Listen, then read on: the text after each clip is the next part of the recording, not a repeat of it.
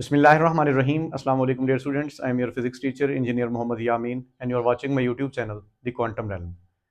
Students, nuclear and particle physics आज एक important part हम स्टार्ट करने जा रहे हैं और आज का हमारा टॉपिक है फंडामेंटल पार्टिकल्स। तो स्टूडेंट्स, आज का लेक्चर स्टार्ट करने से पहले कुछ इंपॉर्टेंट इंस्ट्रक्शंस कि पहली चीज़ तो ये कि फंडामेंटल पार्टिकल्स के ऊपर मैं जो वीडियो है वो दो पार्ट्स में बनाऊंगा। पहले पार्ट में हम मेनली फोकस करेंगे basic building block of matter. इसमें न्यू टर्म्स होंगी, नए पार्टिकल्स आपके सामने आएंगे जिन्हें आप स्टडी करेंगे फॉर द फर्स्ट टाइम। तो पेशेंटली आपने पूरा लेक्चर देखना है, अच्छे तरीके से फोकस करना है। मैं एक ट्री स्ट्रक्चर डेवलप करूंगा जिससे आपको एक मैटर की टोटल हम जो है वो स्ट्रक्चर पे जाएंगे कि मैटर को किन हिस्सों में हम डिवाइड करते हैं और जो हमारे पास बिल्डिंग ब्लॉक है मैटर के वो कौन कौन से हैं और कौन किस कैटेगरी में फॉल करता है। तो स्टार्ट लेते हैं आज के इस लेक्चर को।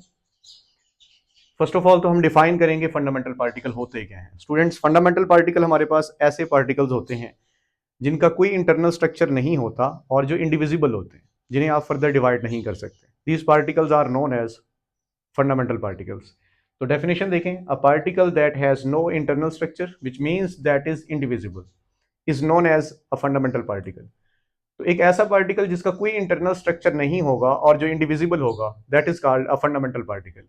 एग्जाम्पल्स में मैंने लिख रखा है quarks, these are truly fundamental particles, and the second one is leptons, जिसमें एग्जाम्पल मैंने लिखी है इलेक्ट्रॉन, म्यूऑन और टाउ, न्यूट्रिनोज। इसको लेटर ऑन हम डिटेल में डिस्कस करते हैं। तो ये हमारे पास फंडामेंटल पार्टिकल्स हैं, they have no internal structure and these particles are indivisible. Quarks की जहां तक बात हम करते हैं तो क्वार्क्स से स्टूडेंट्स याद रखना है आपने फिलहाल कि प्रोटॉन और न्यूट्रॉन्स जो कि न्यूक्लियॉन्स कहलाते हैं, particles inside the nucleus, these particles are not fundamental, not primary particles. जैसा कि हमने बीटा डीके में देखा था, एक न्यूट्रॉन डिके कर जाता है, टूट जाता है विद इन द न्यूक्लियस, इसी तरह एक प्रोटॉन भी डिके कर सकता है, जैसा कि नेगेटिव और पॉजिटिव बीटा डीके में हमने देखा। तो वहां से हमें पता चला कि ये प्योरली फंडामेंटल पार्टिकल्स नहीं है, बल्कि ये आगे किसी और पार्टिकल से क्रिएट होते हैं, बनते हैं। तो quarks are the particles that combine and make up proton and neutron. तो लेटर ऑन हम क्वार्क्स को भी डिटेल में डिस्कस करने जा रहे हैं और लेप्टॉन्स को भी। सो LHC, लार्ज हेड्रॉन कोलाइडर, मौजूद होता है स्टूडेंट्स। ये लैब एक मौजूद है सर्न में, यूरोपियन न्यूक्लियर रिसर्च ऑर्गेनाइजेशन है। तो वहाँ पे एक्सपेरिमेंट्स किए जाते हैं। वहाँ हम बात करते हैं कि या तो हम एक न्यूक्लियस को स्मैश करेंगे, तोड़ेंगे और देखेंगे नए पार्टिकल्स कौन कौन से बनते हैं, या दो हाई एनर्जी पार्टिकल्स को कोलाइड करवाएंगे और उनके कुलियन के रिजल्ट में नए पार्टिकल बनेंगे। उन पार्टिकल्स को हम स्टडी करते हैं इसमें। बात करते हैं मैटर की। ये एक सिंपल ट्री स्ट्रक्चर है जिसमें आपने समझना है मैटर को हम दो हिस्सों में डिवाइड करते हैं। First of all, fermions and bosons. जहां तक ताल्लुक है फर्मियंस और बोसॉन्स की डेफिनेशंस का और इनके फीचर्स का, तो वो हम नेक्स्ट लेक्चर में इसको डिस्कस करेंगे। यहाँ पे हमारा focus basic building block of matter को डिस्कस करना है। बट ये ट्री पहले आप समझ लें कि मैटर को दो मेन हिस्सों में डिवाइड किया जाता है, फर्मियंस एंड बोसॉन्स। फर्मियंस फिर दो कैटेगरीज में डिवाइड होता है, लेप्टॉन्स एंड हेड्रॉन्स। मैं इन्हें वन बाय वन अभी स्ट्रक्चर वाइज डिस्कस करता हूँ। हेड्रॉन की जब हम बात करते हैं तो स्टूडेंट्स इसके फिर दो पार्ट्स बनते हैं, बेरियंस एंड मिजॉन्स। एंड इसी तरह बोसॉन्स को जब हम डिस्कस करते हैं तो gauge bosons and Higgs bosons. इसमें मैं वापस आऊंगा, उससे पहले हम चलते हैं basic building block of matter.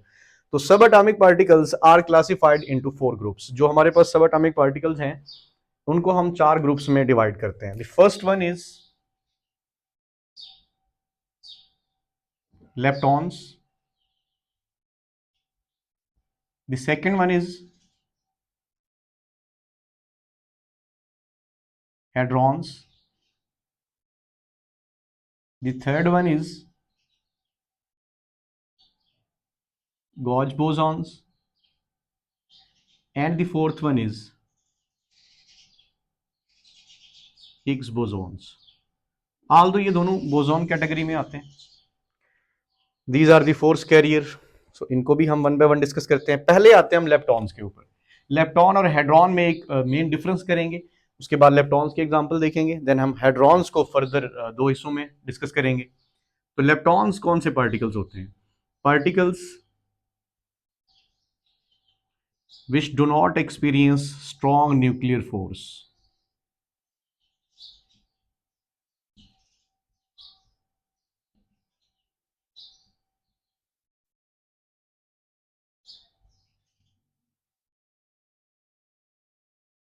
तो ऐसे पार्टिकल्स जो स्ट्रॉन्ग न्यूक्लियर फोर्स एक्सपीरियंस नहीं करते, these particles are called leptons. Students याद रखिएगा लेप्टॉन्स के बारे में, सॉरी स्ट्रॉन्ग न्यूक्लियर फोर्स के बारे में। स्ट्रॉन्ग न्यूक्लियर फोर्स की जो रेंज हमने पढ़ी है वो 10⁻⁻15 मीटर, और ये range within the nucleus हो सकती है।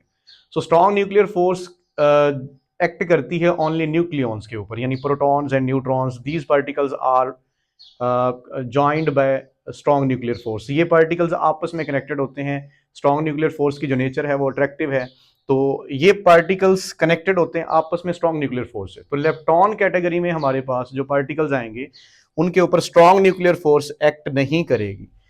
तो अगर स्ट्रॉन्ग न्यूक्लियर फोर्स एक्ट नहीं करेगी तो दैट मींस कि ये पार्टिकल स्ट्रॉन्ग न्यूक्लियर फोर्स की रेंज से बाहर हैं, तो ये आउटसाइड न्यूक्लियस पार्टिकल्स होते हैं, और these particles are truly fundamental. ये पार्टिकल्स हमारे पास प्योरली फंडामेंटल होते हैं,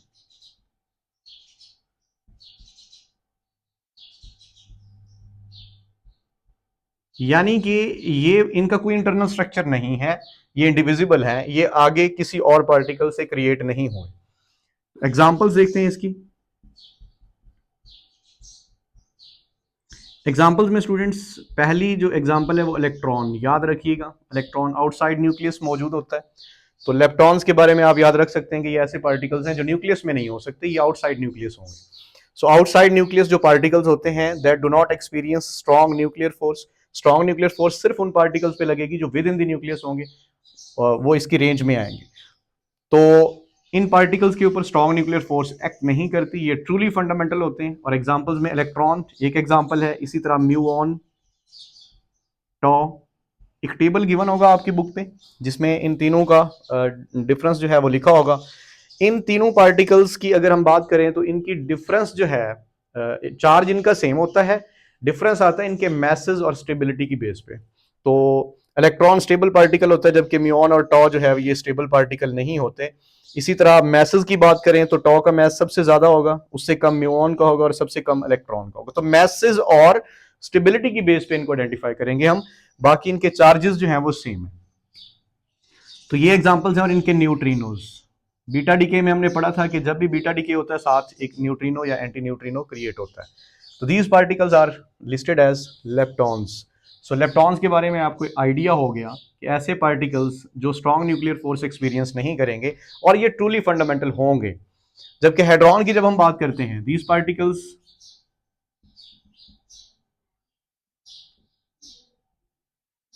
विच एक्सपीरियंस, इसको हम बाद में डिस्कस कर लेते हैं बोसॉन कैटेगरी को। सो पहले हम हेड्रॉन को देख लेते हैं। Particle which experience strong nuclear force, these particle experience strong nuclear force. अब जैसा कि आप जानते हैं कि स्ट्रॉन्ग न्यूक्लियर फोर्स की जो रेंज है वो 10⁻⁻15 मीटर, और ये size with in the nucleus he possible हो सकता है। तो ये ऐसे पार्टिकल्स हैं जो इनसाइड न्यूक्लियस मौजूद होंगे, यानी न्यूक्लियॉन्स की आप बात कर लें। सो इनके ऊपर स्ट्रॉन्ग न्यूक्लियर फोर्स एक्सपीरियंस करेगी। These particles are not fundamental.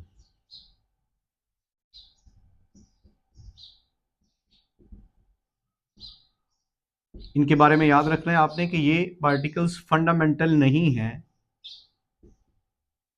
But composed of, बल्कि ये कंपोज्ड हैं किससे, ये बने हैं क्वार्क्स से।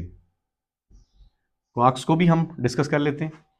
सो these particles are not fundamental but composed of quarks. और स्टूडेंट्स याद रखिएगा हेड्रॉन को आगे हम फिर दो हिस्सों में डिवाइड करते हैं। एक हमारे पास है बेरियन और दूसरा हमारे पास है मेसॉन। सो बेरियन और मेसॉन्स। बेरियंस क्या है, ये दोनों ही हेड्रॉन्स कहलाएंगे, ये दोनों ही स्ट्रॉन्ग न्यूक्लियर फोर्स एक्सपीरियंस करेंगे और ये दोनों ही फंडामेंटल नहीं होंगे। आल्दो हम डिफरेंस करते हैं कि है क्या डिफरेंस इनमें बेरियन और मेसॉन्स में। तो इनसाइड न्यूक्लियस जो पार्टिकल मौजूद हैं, these particles are known as hadrons, and these particles are classified into baryon and mesons. Baryons are the particles which have mass, जिनका mass equal और greater than mass of proton। ये ऐसे particles हैं students, या तो इनका mass proton के mass के इक्वल होगा या प्रोटॉन के मैस से ज्यादा होगा, तो these particles are known as बेरियॉन्स।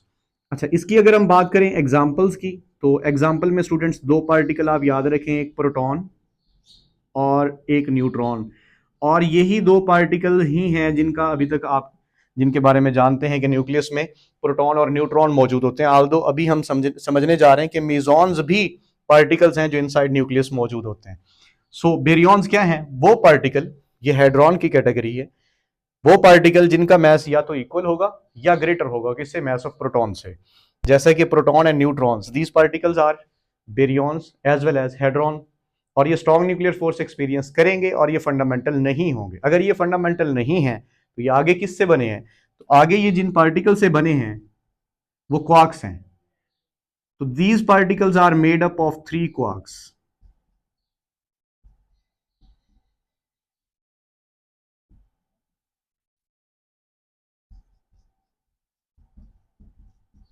Students याद रखिएगा, ये पार्टिकल्स आगे कितने क्वार्क से बने हैं? 3 क्वार्क से। अब हम चलते हैं मीजॉन कैटेगरी के ऊपर। सो मीजॉन को जब हम डिस्कस करते हैं तो these are the particles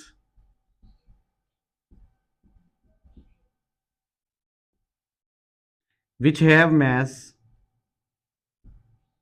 less than the mass of proton।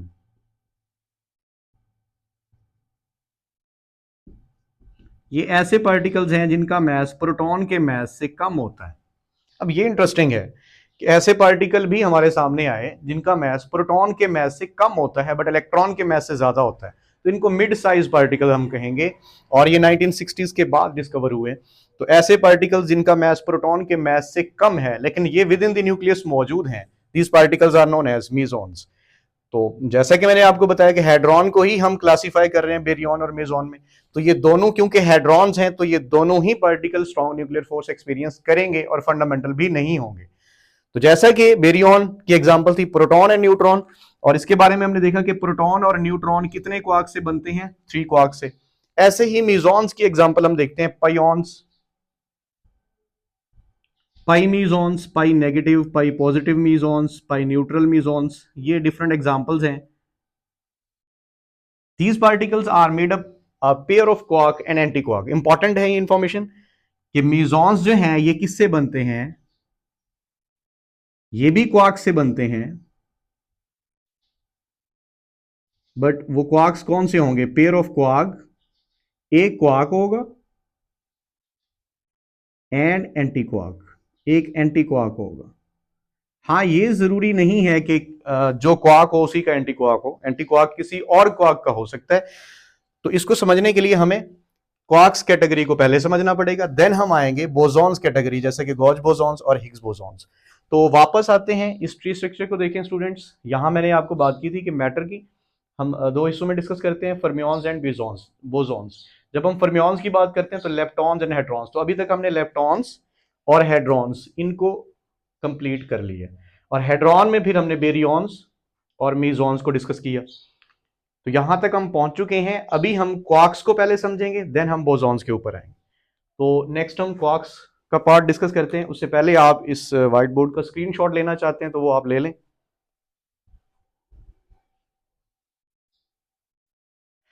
जी जी, तो नेक्स्ट हम इसको मैं रेज करने जा रहा हूं, फिर हम आगे चलते हैं, डिस्कस करेंगे किसको? क्वार्क्स को। स्टूडेंट्स पहले हम ये पार्ट रिमूव करते हैं।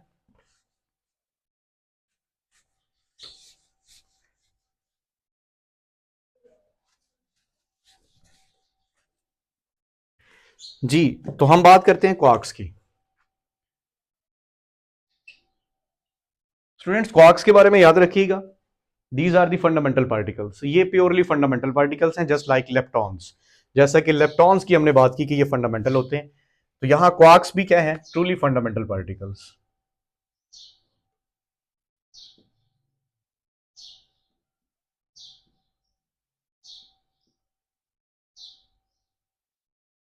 सो फार ट्रूली फंडामेंटल है, ऑल्दो स्ट्रिंग थ्योरी भी आ चुकी है जो फर्दर इसको क्लासिफाई करेगी, बट फिलहाल नॉन या डिस्कवर्ड जो फंडामेंटल पार्टिकल्स हैं उसमें हमारे पास क्वार्क्स और लेप्टॉन्स हैं। So these are truly fundamental particles. और इनके बारे में क्या याद रखना है आपने, आइसोलेटेडली एग्जिस्ट नहीं करते, दे डू नॉट एग्जिस्ट आइसोलेटेडली।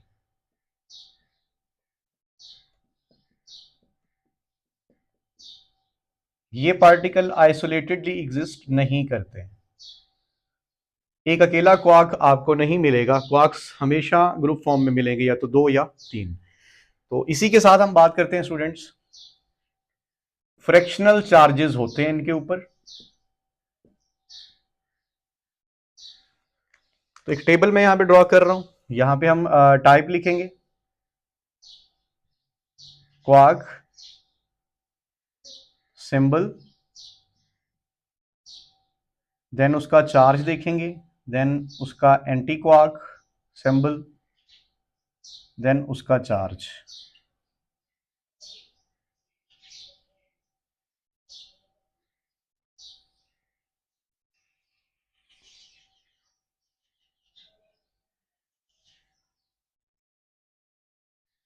तो हमारे पास टोटल 6 क्वार्क्स हैं।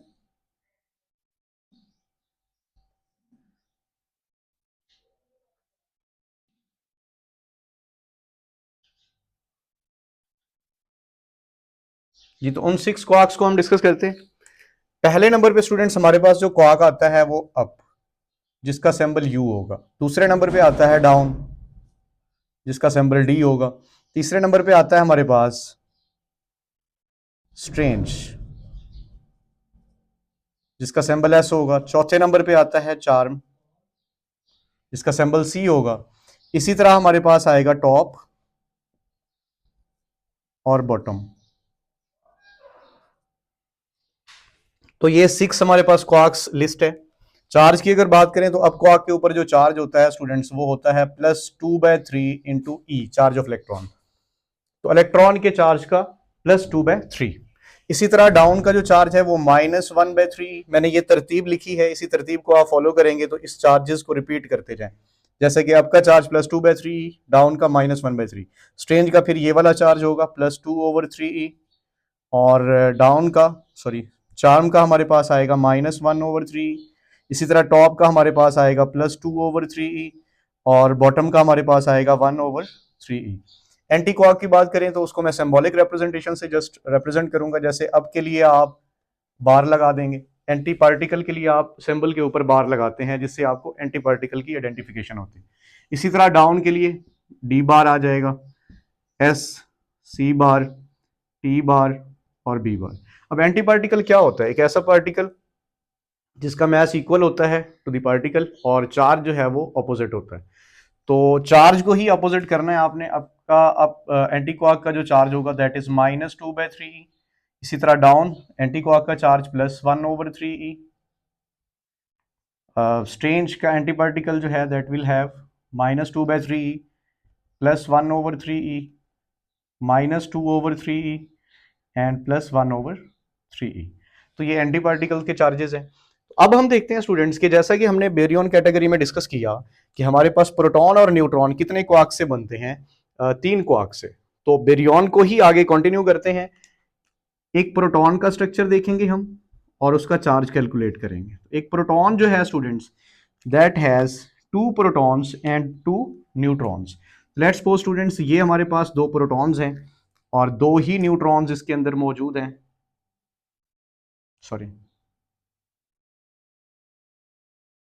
ये हमारे पास एक प्रोटॉन है और एक प्रोटॉन कितने क्वार्क से बनता है? 3 क्वार्क से बनता है। तो इसके अंदर स्टूडेंट्स याद रखना है आपने, 2 अप क्वार्क्स होते हैं और एक डाउन क्वार्क होता है। तो कौन से 3 क्वार्क मिलकर एक प्रोटॉन को बनाते हैं, क्रिएट करते हैं? तो 3 क्वार्क्स तो हैं टोटल। कौन से 3 क्वार्क्स? 2 अप और एक डाउन। जरा चार्ज कैलकुलेट करते हैं। चार्ज की जब हम बात करते हैं तो स्टूडेंट्स अप क्वार्क का चार्ज कितना है? +2/3e, फिर +2/3e, 2 अप है, एक डाउन, तो -1/3e। इसका जब हम एलसीएम लेते हैं तो वो 3 आता है। तो +2e -e, स्टूडेंट्स ये आंसर आएगा +3e/3 और यूं हमारे पास जो चार्ज आएगा दैट विल बी +e।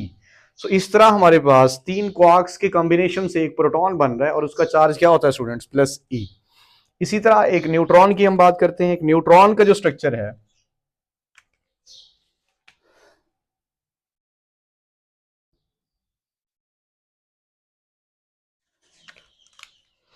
उसकी अगर मैं बात करूं तो उसमें एक अप और 2 डाउन क्वार्क्स होते हैं। तो आप कह सकते हैं कि एक प्रोटॉन अगर न्यूट्रॉन में चेंज हो रहा है तो उसका एक अप क्वार्क कन्वर्ट हो रहा है डाउन में, या अगर एक न्यूट्रॉन प्रोटॉन में चेंज हो रहा है जैसा कि बीटा डीके में हमने पढ़ा था, तो एक डाउन क्वार्क कन्वर्ट हो रहा है एक अप क्वार्क में। पहले हम समझते हैं कि न्यूट्रॉन का चार्ज, जैसा कि आप जानते हैं कि न्यूट्रॉन का जो चार्ज है वो जीरो होता है। तो किस तरह जीरो होता है उस चार्ज की कैलकुलेशन करते हैं। तो चार्ज हमारे पास क्या आएगा स्टूडेंट्स, एक अप क्वार्क का चार्ज होता है +2/3e, एक डाउन क्वार्क का चार्ज होता है -1/3, एक और डाउन -1/3, एलसीएम लें आपके पास 3 आएगा। सो +2e -e that will be equal to 0। So this is the charge of neutron.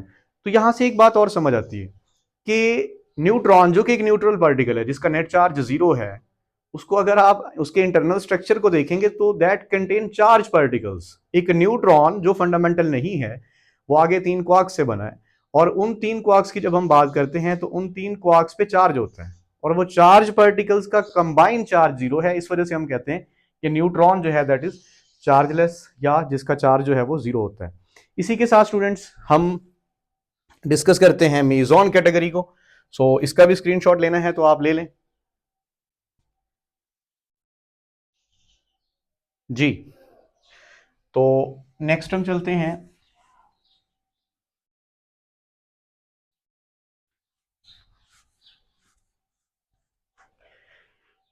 अभी नीचे वाला पार्ट मैंने इसलिए रिमूव नहीं किया क्योंकि इसको मैंने क्वार्क एग्जांपल से समझाना है आपको। तो जैसा कि एक नेगेटिव पाई मेसॉन की अगर मैं बात करूं,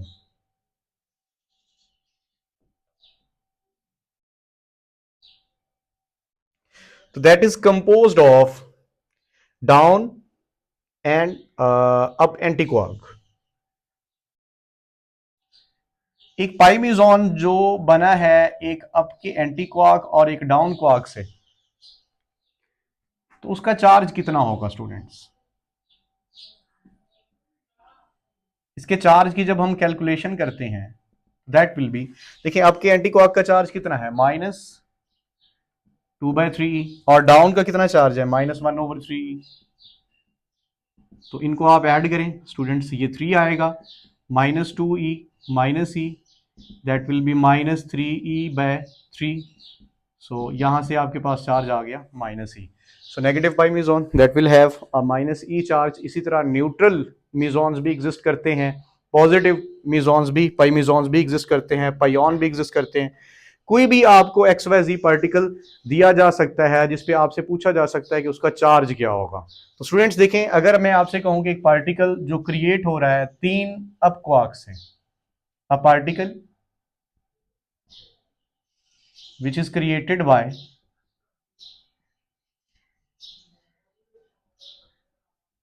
3 up quarks, it's charge will be, इसका चार्ज क्या होगा। क्वेश्चन फॉर्मेशन है जस्ट, आपको कोई इस तरह का क्वेश्चन आ सकता है जिसमें आप कैलकुलेट करेंगे इसको। सो लेट सपोज आपके पास 3 अप क्वार्क्स कंबाइन होके क्या बना रहे हैं, एक पार्टिकल बना रहे हैं, कोई भी XYZ पार्टिकल। तो इसका चार्ज आप कैसे कैलकुलेट करेंगे स्टूडेंट्स। इसका चार्ज आपके पास आएगा +2/3e +2/3e +2/3e। इसका एलसीएम लें आप, 3 आएगा, +2e +2e +2e, so that will B 6e/3, और फाइनल आंसर आपका क्या आएगा +2e। तो इस तरह की क्वेश्चन फॉर्मेशन हो सकती है, आपसे कोई भी क्वार्क्स गिवन होंगे कि इन 3 या 2 क्वार्क्स से एक पार्टिकल की क्रिएशन हुई है या एक पार्टिकल बन रहा है, तो उस पार्टिकल का नेट चार्ज आप बताएं। तो इस तरह के क्वेश्चंस के लिए आपने प्रैक्टिस करनी है, उसके लिए ज़रूरी है कि आपको फिर ये टेबल याद होना चाहिए।